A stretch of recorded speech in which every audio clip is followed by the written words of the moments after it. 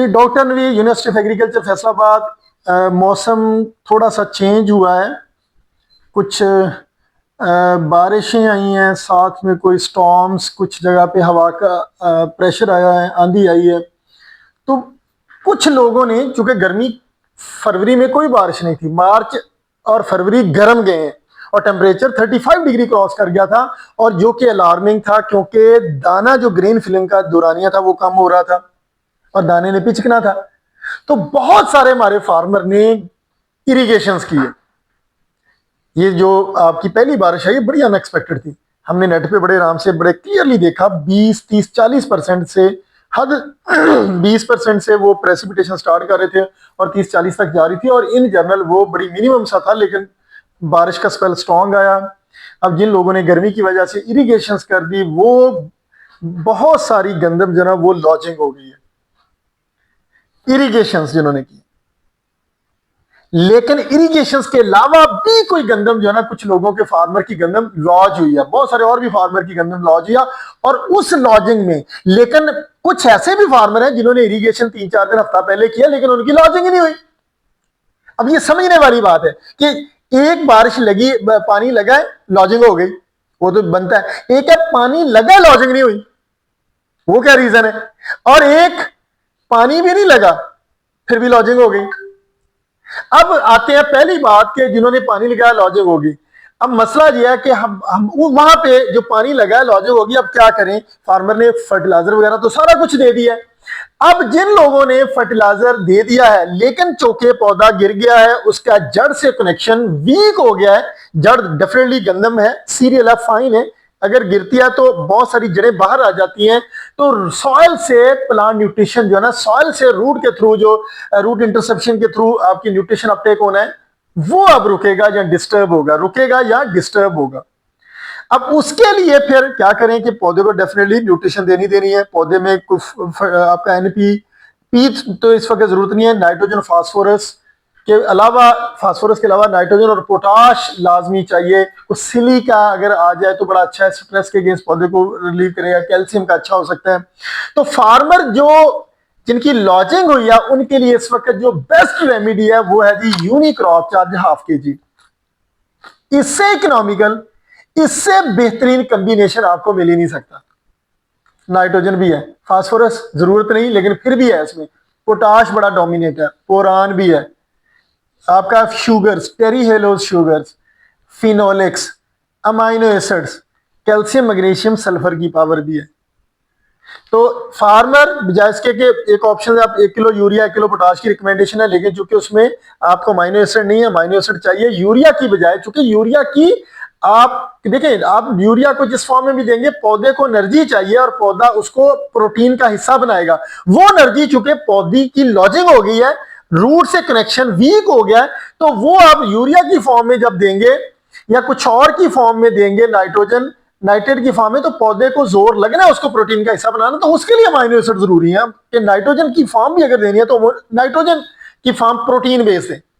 तो सबसे बेस्ट अगर इस वक्त फार्मर के लिए हम करें तो दो कॉम्बिनेशन, हम या तो ये वेस्ट की कंपोजर 10 लीटर अपने ड्रम में मल्टीप्लाई करवा लें, अमाइनो एसिड का सोर्स है, ऑर्गेनिक एसिड का सोर्स है, एज ए फंजीसाइड के तौर पे काम करेगा, बैक्टीसाइड के तौर पे। ½ किलो यूनिक्रॉप चार्ज, उसके बाद 8 से 10 लीटर डीकंपोजर जो ड्रम में मल्टीप्लाई किया हुआ, इससे बेहतरीन कॉम्बिनेशन मार्केट में आपको मिल ही नहीं सकता इकोनॉमिकल भी। या फिर दूसरा ऑप्शन हम कह रहे हैं कि सिलिका लेनी।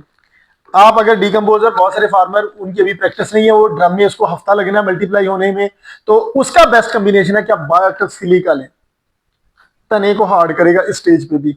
आप 1 किलो बायोसिलिका, इसका एक्सट्रैक्ट हमने निकालना है, पहले भी बताया था कि 3 से 4 लीटर में 1 किलो एक्सट्रैक्ट सिलिका भिगो लें 5-6 वो कुछ टाइम के लिए, 2-3 घंटों के लिए, और उसका एक्सट्रैक्ट जो है ना ½ किलो यूनिक्रॉप चार्ज के साथ स्प्रे करवा दें।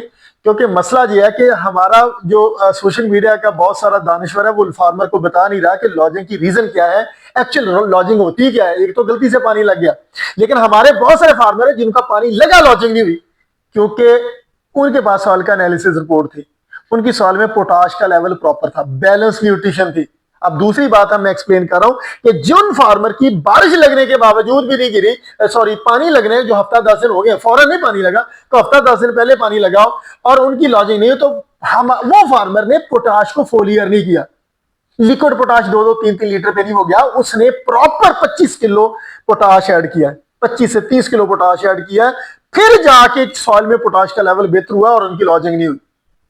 तो याद रखें कि जब आप बैलेंस न्यूट्रिएंट करते हैं, यूज करते हैं, आपकी वैरायटी अच्छी है, एंकरेजेस उस पर पावर है, सॉइल आपकी हेल्दी है, और आप सॉइल हेल्दी के साथ इरिगेशन को प्रॉपर मॉनिटर करके यूज करते हैं, इरिगेशन को प्रॉपर मॉनिटर करते हैं, तो वेदर को चेक करके, तो फिर आपकी लॉजिंग नहीं होती। बेशक आप पानी भी लगा दें, उस हिसाब से आपकी कारपेट लॉजिंग नहीं होगी। तो तीसरा, अगर जिन्होंने पानी भी नहीं लगाया फिर भी लॉजिंग हो गई, तो डेफिनेटली पौधे को न्यूट्रिशन देनी है।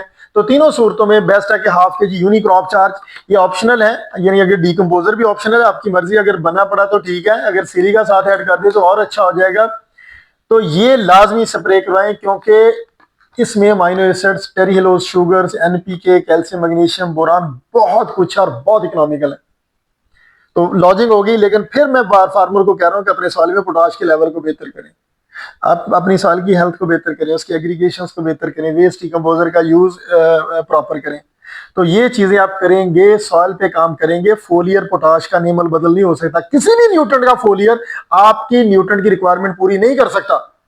और फिर किसी भी न्यूट्रिएंट का लिक्विड सोर्स, स्पेशली मैक्रो का, एनपीके, माइक्रो न्यूट्रिएंट की तो थोड़ी क्वांटिटी चाहिए, एनपीके जो मैक्रो न्यूट्रिएंट है, आप कहें कि उनको हम 2-4-5 लीटर किसी ऐसे फड़िए से लेके, किसी लोगों से लेके, कोई ऐसे सूडो दानिशवरों से लेके हम 2-4 लीटर फ्लड करके फसल की जरूरत पूरी कर देंगे मैक्रो न्यूट्रिएंट की, तो ये भी गलत है। न्यूट्रिएंट इम्बैलेंस आपकी लॉजिंग का बायस बनता है। पोटाश का ना होना, पाल दो पानी, गलत टाइम लगना है, आपका सीड में भी उसका हो सकता है। सॉइल की इरिगेशन, वो सॉइल की थिकनेस, सॉइल की स्ट्रेंथ, एग्रीगेट स्टेबिलिटी, वो भी रोल प्ले करती है। तो अभी बहरहाल जो हो गया वो तो कुदरत का है, बंदा उसके आगे बेबस है। अब आपको उसको न्यूट्रिशन देनी है, तो 1 से 2 स्प्रे लाजमी करवाएं, स्पेशली वो जो 15 नवंबर या 30 नवंबर के बाद लगी है। 15 नवंबर वाली ओके, उसको 1 स्प्रे काफी है।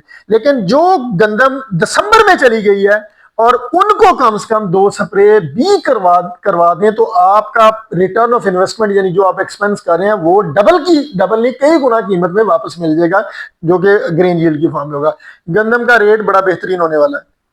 आपका हर 100 रुपया लगा गंदम पे, हर 100 रुपया लगा गंदम पे आपको पे बैक करेगा, क्योंकि जो इस वक्त हालात चल रहे हैं, जंग के हालात हैं, इस वक्त मिडिल ईस्ट क्राइसिस में है, बहुत सारी दुनिया जो है पाकिस्तान को गंदम के ऑर्डर जो है वो प्लेस करने की विश ख्वाहिश जाहिर कर रही है, और इस वक्त इस दफा गंदम का इंशाल्लाह फार्मर के पे बैक कर देगा, गंदम फार्मर के रोने धोने खत्म करेगा इंशाल्लाह। गंदम की क्रॉप बहुत अच्छा इंशाल्लाह रेट मिलने वाला है। Thank you.